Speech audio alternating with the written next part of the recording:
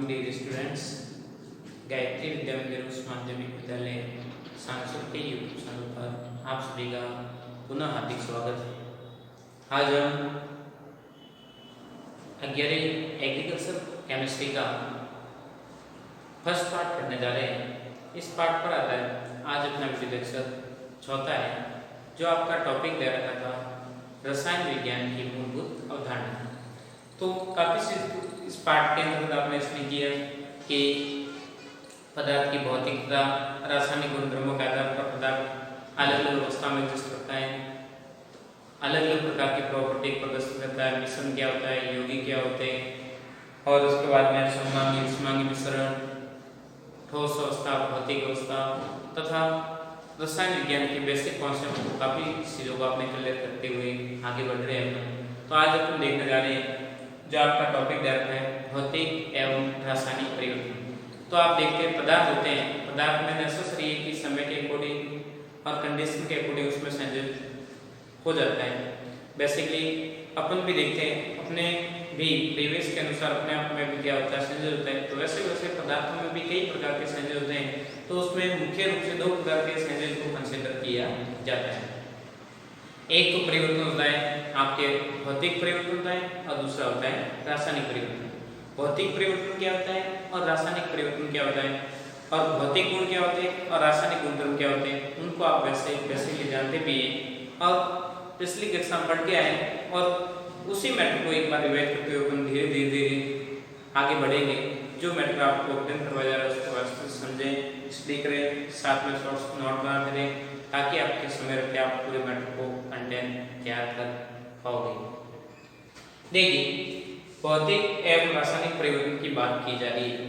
तो भौतिक परिवर्तन क्या होते हैं, ये जनरली आप देखते हैं पदार्थ की भौतिक गुणधर्म में, भौतिक गुणों में क्या होता है, चेंजेस देखने को मिलता है। जैसे पदार्थ की अवस्था है, रंग है, रूप है, आकार है, आकृति है, भार है, द्रव्यमान है, घनत्व है, उसमें डार्क एंड डार्क क्या होता है, चेंजेस देखा जाता है। जबकि रासायनिक परिवर्तन में पदार्थ के भौतिक गुणों के साथ साथ में उसके पदार्थ के संगठन, पीएच, अम्लता, क्षारीयता, कई प्रकार की प्रॉपर्टी पूरी क्या हो जाती है, उसकी रासायनिक अभिक्रिया सारी बदल जाती है। तो देखिए, तुलनात्मक रूप से दोनों को अपन स्टडी करते हैं। एक साइड में भौतिक परिवर्तन और एक साइड में रासायनिक परिवर्तन।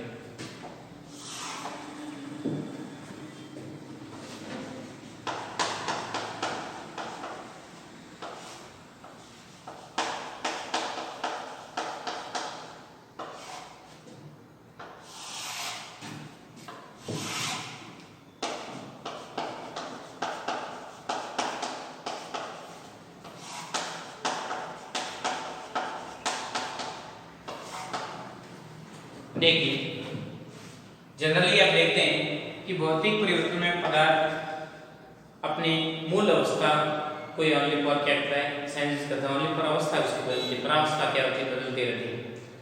परंतु इसमें पदार्थ की मूल प्रॉपर्टी क्या हो जाएगी, बदल जाएगी। जो पदार्थ शुरुआती जिस कंडीशन में दे रखा था वो सारी कंडीशन क्या हो जाती है, उसमें जनरली बदल जाती है। तो अपन बता सकते हैं कि भौतिक गुणधर्मों के अकॉर्डिंग देखें तो पदार्थ की अवस्था, रंग, रूप, आकृति आदि में डार्क क्या होता है, चेंजेस देखा जाता है। जबकि रासायनिक परिवर्तन के दौरान क्या हो जाएगा, पूरा मटेरियली ऑटोमेटिकली क्या हो जाएगा, चेंजेस हो जाएगा। तो देखिए, एक एक परिवर्तन को अपने विस्तार से स्टडी करते हुए आगे बढ़ते हैं।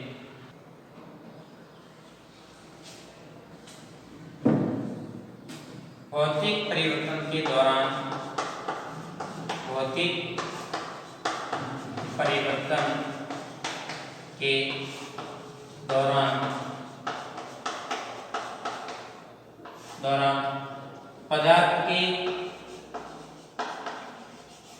पदार्थ के भौतिक गुण व अवस्था में परिवर्तन होता है। इसमें भौतिक परिवर्तन के दौरान पदार्थ के भौतिक गुण व पदार्थ की अवस्था में परिवर्तन होता है, परंतु रासायनिक संगठन नहीं बदलता है। रासायनिक संगठन नहीं बदलता है।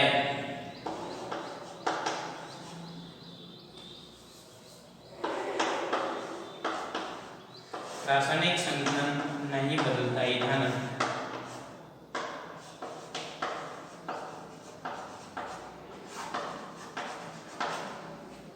तो देखोगे आप भौतिक परिवर्तन के दौरान आणविक पदार्थ के क्या होते हैं, भौतिक गुण व अवस्था में परिवर्तन जरूर हो जाएगा, परंतु रासायनिक संगठन किसी भी प्रकार से इसमें परिवर्तन नहीं होता है।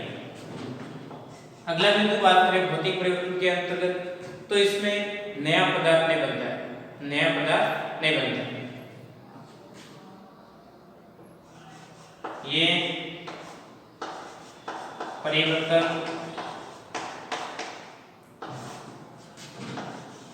अस्थायी तथा ये परिवर्तन डायरेक्ट का पदार्थ अस्थायी होता है।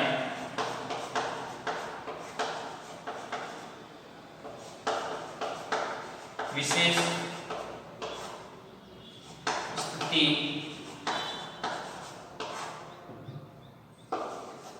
हटाकर पुनः पदार्थ को मूल अवस्था में लाया जा सकता है। मूल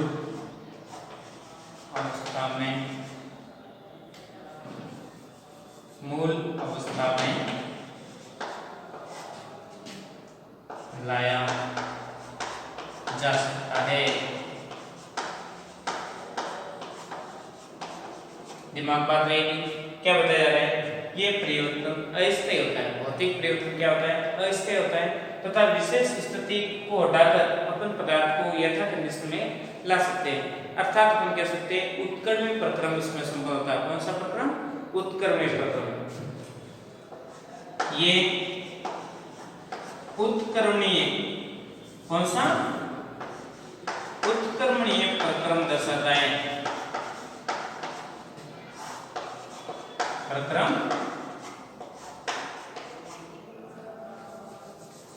उत्क्रमणीय प्रक्रम दर्शाता है। अर्थात बात करें क्रियाकारक उत्पाद में और उत्पाद क्रियाकारक में, इस परिवर्तन को अपन रिप्रेजेंट करेंगे ना, तो ये प्रोसेस होता है। क्रियाकारक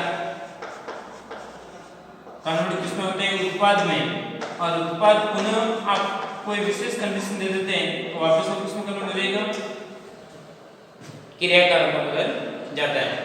अर्थात इसमें नया पदार्थ नहीं बनता है, पदार्थ का रासायनिक सूत्र समान बना रहता है। इसमें नया पदार्थ नहीं बनता है, नया पदार्थ नहीं बनता है।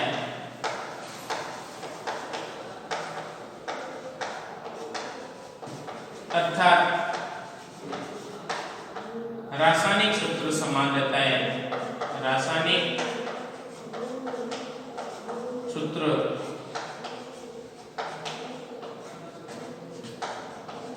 समान रहता है। ये सारे एक पॉइंट हमने किसको प्रदर्शित किया, भौतिक परिवर्तन के लिए दर्शाए कि भौतिक परिवर्तन के दौरान पदार्थ के भौतिक गुण व अवस्था में परिवर्तन नहीं होता है, परंतु अवस्था में परिवर्तन होता है, परिवर्तन होता है, यहाँ पर वर्ड जोड़ देना, होता है, परंतु रासायनिक संगठन नहीं बदलता। ध्यान बात रहेगी कि भौतिक परिवर्तन के दौरान पदार्थ के भौतिक गुण व अवस्था में परिवर्तन होता है, अवस्था में परिवर्तन होता है, परंतु किसी भी प्रकार से उसके रासायनिक संगठन में कोई चेंजेस नहीं होता है। यह परिवर्तन अस्थायी होता है और विशेष स्थिति को हटाकर पदार्थ को मूल अवस्था में वापस लाया जा सकता है।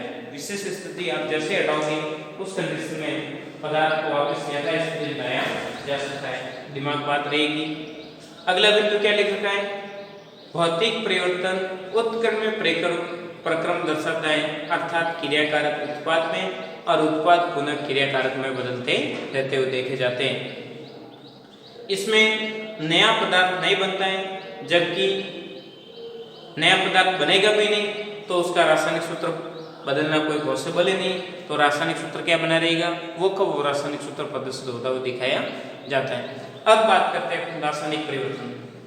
पहले अपने पूरे मैटर को किसको रिप्रेजेंट किया, भौतिक परिवर्तन को, फिर बाद में रासायनिक परिवर्तन को, और फिर इस पर आधारित कुछ ऐसे उदाहरण भी देंगे ताकि आपको क्लैरिटी आ जाएगी। देखिए अब एक बार रासायनिक परिवर्तन को देख रहे हैं आप, भौतिक परिवर्तन पहले करते हैं, अब रासायनिक परिवर्तन।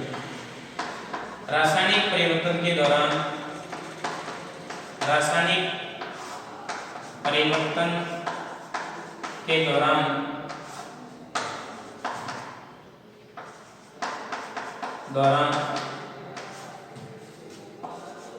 पदार्थ के भौतिक गुणों के साथ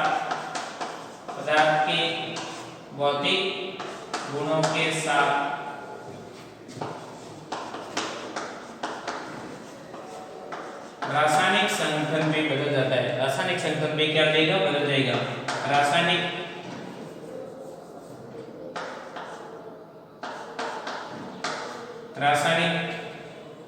संगठन बदल जाता है, संगठन भी बदल जाता है।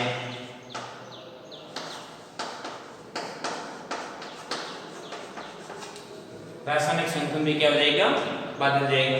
अब सेकंड पॉइंट क्या हो जाएगा कि इस परिवर्तन के दौरान ये परिवर्तन होगा वो क्या हो जाएगा, इसमें अस्थायी था और ये क्या होगा, स्थायी परिवर्तन हो जाएगा। और किसी भी कंडीशन में क्रियाकारक उत्पाद में या उत्पाद क्रियाकारक में ऐसा बदलना पॉसिबल नहीं होगा। एक बार क्रियाकारक से उत्पाद बन गया तो उत्पाद को पुनः किसी भी स्थिति में आप क्रियाकारक नहीं बना सकते। ये परिवर्तन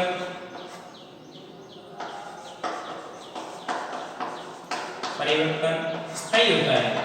क्या होता है, स्थायी होता है।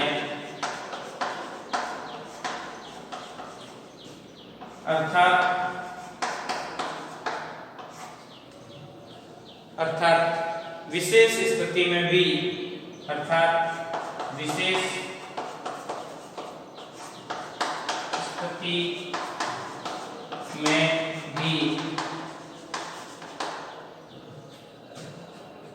उत्पाद से पुनः क्रियाकारक प्राप्त नहीं किया जा सकता है।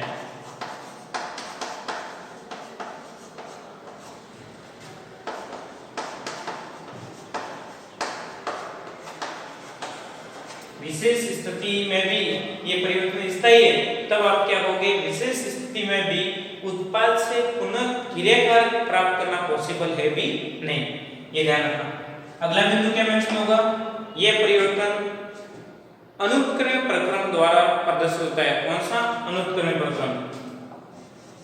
ये परिवर्तन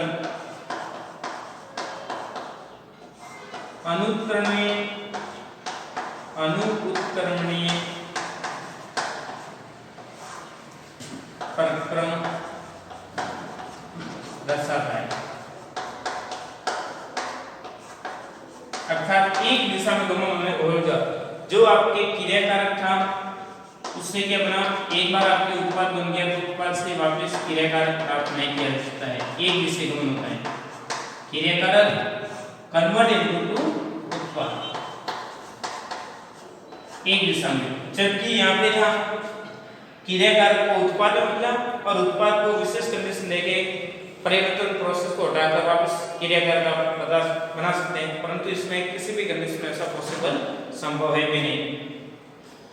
इसमें नया पदार्थ बनेगा और अणुसूत्र क्या हो जाता है, बदल जाता है। इसमें इस परिवर्तन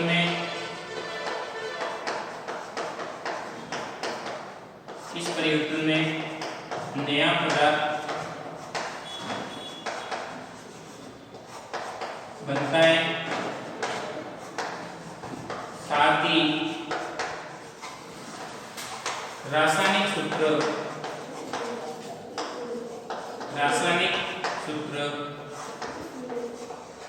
बदल जाता है।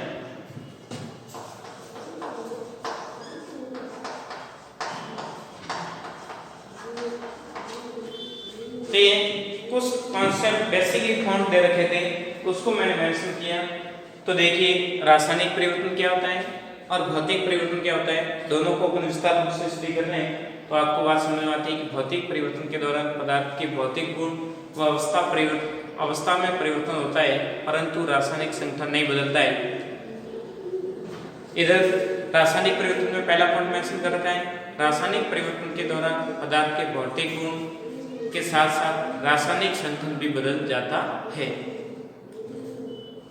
सेकेंड पॉइंट, ये परिवर्तन भौतिक परिवर्तन की बात कर रहे हैं, यह परिवर्तन अस्थायी होता है और विशेष स्थिति को हटाकर मूल अवस्था में पदार्थ को लाया जा सकता है। जबकि रासायनिक परिवर्तन के दौरान देखें तो किसी भी स्थिति में पुनः अपन क्रियाकारक को उत्पाद में कन्वर्ट करते हैं।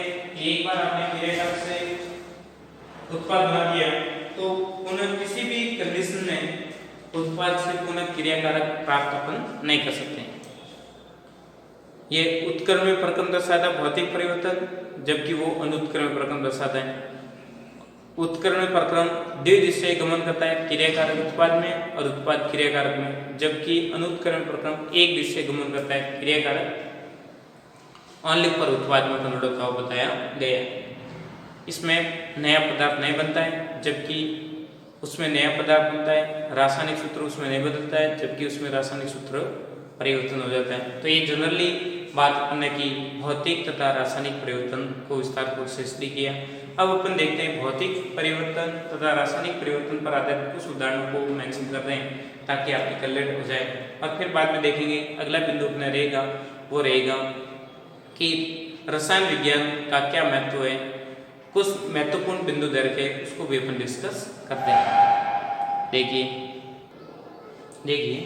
उदाहरण की बात कर रहे हैं भौतिक परिवर्तन पर आधारित उदाहरण, जैसे बर्फ को अपन गर्म करते हैं किसमें कन्वर्ट हो जाएगा, द्रव अवस्था में जल में कन्वर्ट हो जाता है, और जल को और गर्म करते हैं तो किसमें कन्वर्ट हो जाती है, जल वाष्प में। ओनली फॉर इसमें क्या सेंद्रीय हो रही, भौतिक अवस्था सेंद्रीय हो रही, रासायनिक सूत्र तीनों क्या रहता है, समान रहता है। जब बर्फ को अपन गर्म करते हैं तो उसको अपन क्या कहते हैं, पिघलना क्या कहते हैं, पिघलना। जिस टेम्परेचर पे कोई बर्फ पिघलना शुरू हो जाता है वो क्या करेगा, पिघलना क्या कहेंगे अपन, boiling point, sorry melting point. पिघलना जिस पॉइंट पे आपके बर्फ पिघलना शुरू हो जाता है यहाँ पे आपका आता है मेल्टिंग पॉइंट। यहाँ पे द्रव का जल वाष्प में बदलने के लिए जो टेम्परेचर की रिक्वायरमेंट होती है वो होता है आपकी बॉइलिंग पॉइंट, और जल वाष्प से पुनः ठंडे होने को उसको बोलते हैं सीपी कंडेंसन पॉइंट, और ये होता है आपके फ्रीजिंग पॉइंट। तो देखिए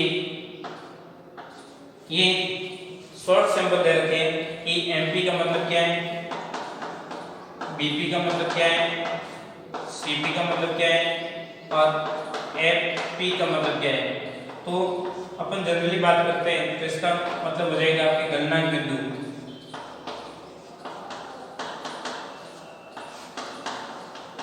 गलनांक बिंदु मेल्टिंग पॉइंट, इसको बोलते हैं बॉइलिंग पॉइंट, अवतनांक बिंदु,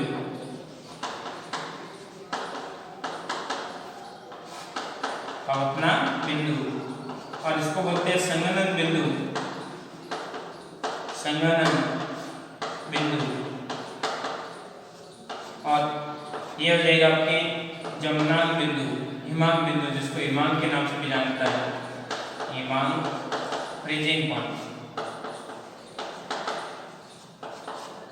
तो जिस टेम्परेचर पे कोई ठोस पदार्थ द्रव्य अवस्था में परिवर्तन होता है उस बिंदु को अपन क्या कहते हैं, उस टेम्परेचर को या उस बिंदु को अपन बोलते हैं गलनांक बिंदु या मेल्टिंग पॉइंट। बॉइलिंग पॉइंट क्या होता है, जिस टेम्परेचर पे कोई द्रव्य पदार्थ उबलना शुरू हो जाता है उस टेम्परेचर को अपन बोलते हैं क्वथनांक बिंदु या बॉइलिंग बिंदु।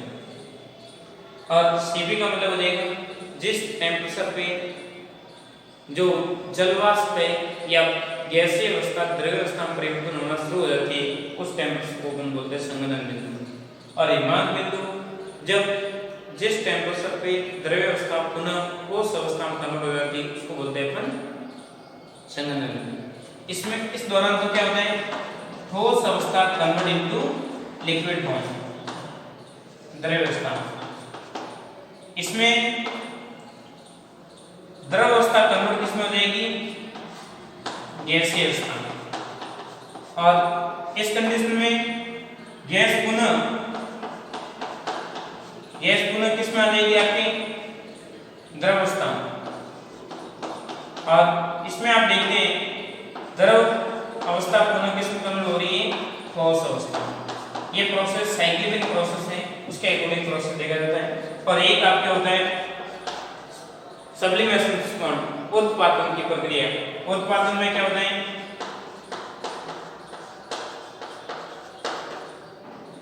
उत्पादन में होता है ठोस सीधा कन्वर्ट होता है इसमें गैस में, या गैस सीधी कन्वर्ट होती है ठोस में। ये प्रक्रिया देखी जाती है उत्पादन के अंतर्गत। तो ये आपने देखा भौतिक परिवर्तन के अंतर्गत एक उदाहरण आपने देखा है बर्फ के रूप में। दूसरा उदाहरण जैसे मोमबत्ती का पिघलना, मोमबत्ती का पिघलना, मोमबत्ती को आप पिघल गई तो वापस मोम को आप ठंडा करके वापस मोमबत्ती जनरेट कर सकते हैं। तीसरा पॉइंट कागज का फाड़ना, कागज का फटना।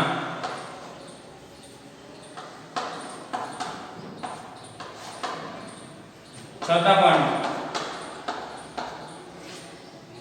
वृक्षों का काटना, वृक्षों को काटना। जितने भी उदाहरण दे रहे हैं क्या हम इन सभी कॉन्सेप्ट में आप देखते हैं ओनली फॉर क्या सेंसेज होगा? ओनली फॉर यही सेंसेज होता है कि इसमें अवस्था सेंसेज होती हुई देखी जाती है। अब आप कागज को छोटा छोटा कितने भी पार्टिकल में छोटे छोटे टुकड़े बना दो, क्या कागज की प्रॉपर्टी चेंज हो जाती? आपने बड़ा कागज ले रखा है और उसको छोटे कागज में आपने उसको कट कर दिया तो क्या उस छोटे कागज के गुणधर्म तथा बड़े कागज के गुणधर्म बदल जाएंगे? नहीं, ऐसा कोई किसी भी प्रकार का संजय नहीं देखा जाता है। वृक्षों को आप कितना भी काट लो और वापस वृक्ष जनरेट हो जाएंगे, नई टहनी बनेगी, वैसी कंडीशन होती है। तो ये आपने उदाहरण किसके देखे? भौतिक परिवर्तन पर आधारित उदाहरणों के डिस्कस अपन ने किया।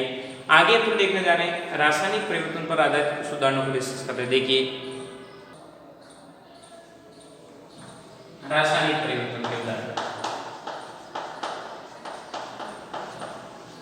रासायनिक परिवर्तन तो आप जनरली देखते हैं रासायनिक परिवर्तन पर आधारित उदाहरणों की बात करें तो सिंपल सा उदाहरण जैसे फर्स्ट दूध से दही बनना। दूध से दही बनना ये प्रोसेस कैसा है? रासायनिक परिवर्तन है। दूध का टेस्ट अलग होता है और दही का टेस्ट अलग होता है और उसके साथ साथ प्रॉपर्टी क्या होती है? बदल जाती है। तो एक प्रकार का ये उदाहरण आपके रासायनिक परिवर्तन का हो जाएगा। दूसरा दहन, किसी भी चीज का आपके जलना, किसी भी चीज को जलाने पर जो परिवर्तन होता है वो रासायनिक परिवर्तन के कंसीडर किया जाता है। जैसे मोमबत्ती का जलना,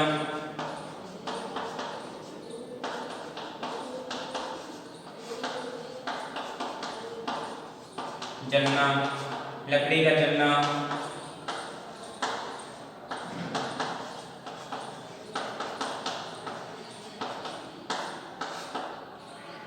कागज का जलना,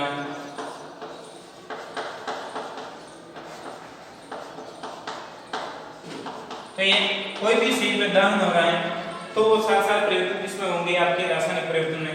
जैसे एग्जांपल फॉर कार्बन है, ऑक्सीजन की उपस्थिति में क्रिया करके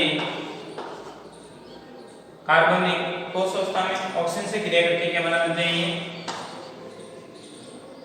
CO2 गैस बना देते हैं। क्या बनाते हैं? CO2 gas. तो इनकी पूरी पूरी प्रॉपर्टी क्या होगी? परिवर्तित होगी। ऑक्सीजन की उपस्थिति में इसको आप दहन करते हैं तो दहन करने पर क्या हुआ? आपकी CO2 गैस बन गई। तो ये पूरा प्रोसेस इनके गुणधर्म और इसके गुणधर्म पूरे भौतिक गुणधर्म बदलने के साथ साथ उसकी रासायनिक प्रॉपर्टी भी क्या हो जाती है? बदल जाती है। ये ठोस अवस्था में था कार्बन, गैसीय अवस्था में, और ये वापस गैसीय अवस्था में आ जाएगा। तो ये कई प्रकार दहन दहन के प्रोसेस में हमेशा क्या होगा आपके रासायनिक परिवर्तन। तीसरा उदाहरण, भोजन का पकना। भोजन का पकना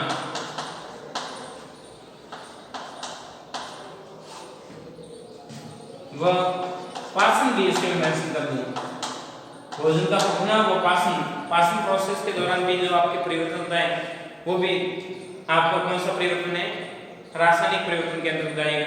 एक बार आपके भोजन का पाचन पूरा हो गया, पाचन हो गया, तो उसके बाद में पुनः भोजन को अपन क्या काम में ले सकते हैं, किसी भी कंडीशन में आप उन काम में नहीं ले सकते हैं। चौथा उदाहरण,